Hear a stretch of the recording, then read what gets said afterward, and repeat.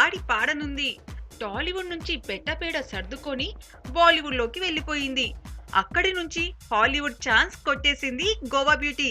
ఇక తెలుగులో కనిపించదేమో అనుకున్న టైంలో బంపర్ ఆఫర్ వచ్చిందట. వయ్యారాలతో తిప్పే తన నడుముపైనే పాట రాయించుకుంది, కుర్రకారు మతి పోగొట్టింది. బ్రూస్లీలో చెర్రీ పక్కన ఐటెంగా కనిపించనున్నట్లు వార్తలు వచ్చినా చివర్లో నిరాశపరిచింది. అయితే ఈసారి ఇలాంటి ఆఫరే బాలయ్య బాబు ఇచ్చేశారు. 'టైటర్' మూవీలో ఐటెం సాంగ్ కోసం డేట్స్ అడిగారంట బాలయ్య బాబు. దీంతో ఎగిరి గంతేస్తోంది. ఒక్క ఛాన్స్ అంటున్న ఇలియానా ఈ సాంగ్ తో మళ్ళీ గాడిన పడాలని చూస్తుందట. సాంగ్ ఎలా ఉన్నా తన అందచందాలతో ఇరగదీయాలని, అలాగే మైమరిపించి ఏకంగా హీరోయిన్ ఆఫర్స్ కొట్టేయాలని చూస్తుందట.